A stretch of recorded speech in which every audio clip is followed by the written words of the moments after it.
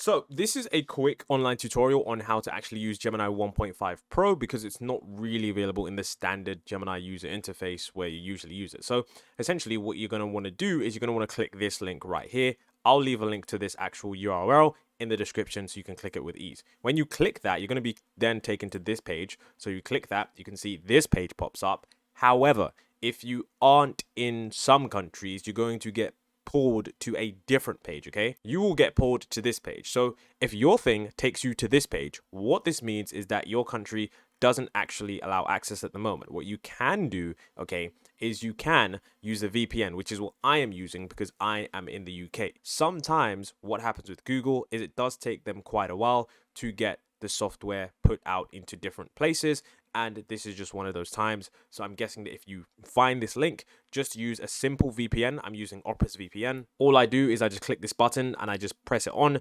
and it just it's just a VPN. I think it's like $5 a month or something like that, or you can use VPN Pro. It's completely up to you, but this is what I use. Now, once you're here in Google's AI Studio, you can see that we have a variety of different things. On the right hand side, we can click the different models. You can see Gemini 1.0 Pro, and of course Gemini 1.5 Pro, which is released very recently, and this is the model that most people are going to be using. Now, of course, you can rename the chat. You can say that this is going to be the AI demo. So you can see right there, I'm going to save this as the AI demo. And so with this, you can see that the preview, that you got like 1 million tokens, and you can of course chat with the model, very basic. So you can say hello, you can just talk with the model, and the model's going to respond, hello, how can I help you today? So this is essentially what people are doing. Now with Gemini 1.5 Pro, the main thing that most people are using this for is the high context length. With Gemini 1.5 Pro, you have access to 1 million tokens, which is far more than any other model on the planet. This is 1 million, and other models have 128,000. Those are the state-of-the-art systems. So what this allows for is this allows for things that require long context lengths. For example, things like long code bases, or for example, things that require, just a long piece of data. For example, trying to analyze a long piece of text, or things that are just really long in length, like a video. So for example, you can analyze an image, which I'm going to do now. So you just click image, then of course I can search my drive, or I can just upload an image. So I can just use one of the default ones here, and I've put in this image, and I'm going to say, what is this image? And I'm going to just put a question, and then we can see this image is a bird of a flamingo, yada, yada, yada. That's very basic. And of course, if I do click this button again in Gemini 1.5 Pro in the Google AI Studio, it's essentially going to redo that entire prompt. So for some reason, if you don't like what it says, you're just going to want to redo this. Now, with image, it's very simple. You can just click any of these and just put it in and say, what is this? And it's going to just pretty much give you a really quick description of whatever it is. Now, of course, this is where things start to get interesting because we have the multimodal capabilities of this model that no other model actually has. So we've got video here, and of course I'm going to put a video in where you can analyze exactly what's going on. So for some reason it wasn't working, but what you actually want to do when you are uploading your videos to actually get them to work, when you click video right here, you want to click upload, but just make sure whatever you upload to your drive, don't click this button right here, because for some reason right now it is bugging out. So what I would do is I would upload it to my actual drive, and then I would put it into my drive here. I wouldn't upload it from here because for some reason it does just bug out, but I'm not sure why. So I actually input this video right here. I'm actually going to go ahead and get this from my drive to show you what video I actually uploaded. So this was the video that I uploaded, and the reason I uploaded this video was because basically it was Mr. Beast, and it was a deep fake of him talking about some fake thing that was called Trials of Osiris. And the reason I have this video downloaded is because I wanted to warn people of the fakes of deep fakes, and Mr. Beast saying, to download something.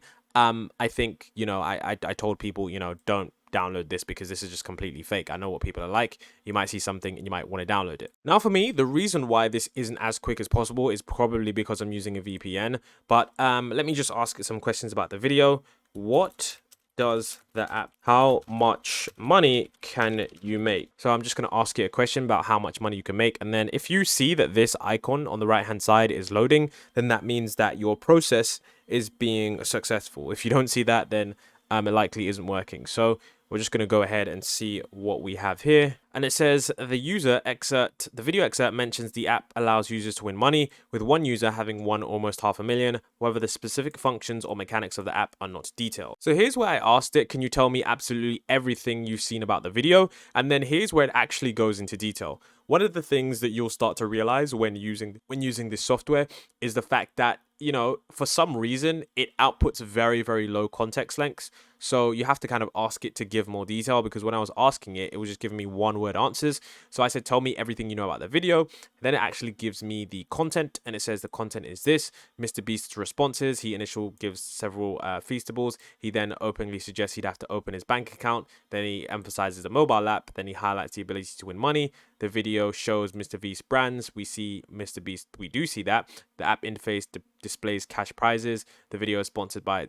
I mean, you know, no point me reading off absolutely everything, but if you want to get the most out of the model, just ask it long-winded questions, and that's going to give it a lot more. Now, of course, if you want to clear the chat, just click reset. You probably have to reset your page, because for some reason, you know, I'm trying to click these tabs and they don't work. So, you know, just click Control R, reset the page, or just click F5 and then just refresh the page. And then, of course, you can go to audio, you can go to upload a file, you can upload many different things. Now, for audio, I'm going to record a new audio, and I'm going to say audio recording will be added to your prompt. So I'm going to record this, or let me just re-record that. So I'm going to say, today is a fascinating day. It is the 10th of April, 2024.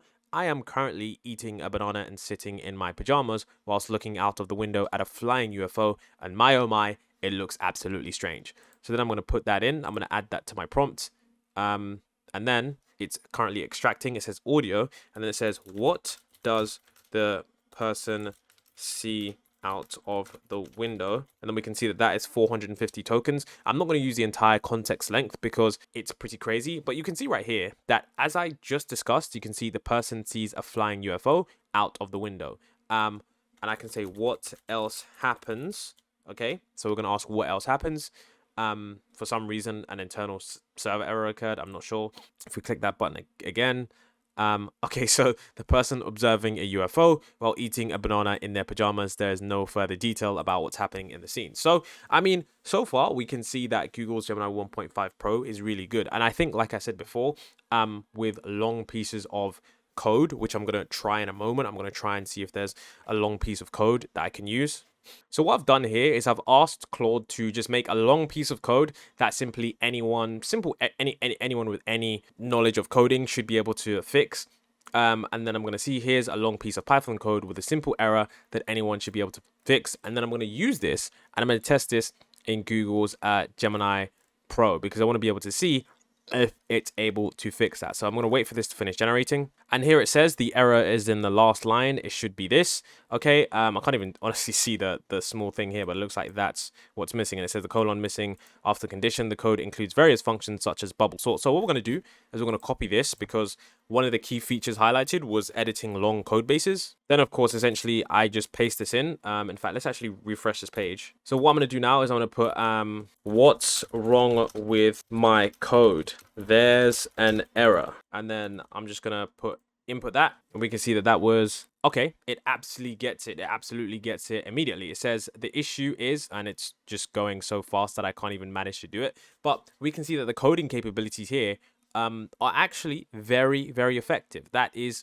really, really cool, because it manages to find this really, really quickly. Now, of course, with other AI systems, you can see right here, it's able to get that. That was, you know, a very basic one. You can see the issues that you're having a typo in the last line of your code. It should be this instead of that. The colon is necessary if the statement syntax. So we can see here that it's able to actually fix code. And with larger code bases as well, you're going to be able to use that and then try and, you know, debug very, very small things. Of course, these ones are, you know, just for demonstrational purposes.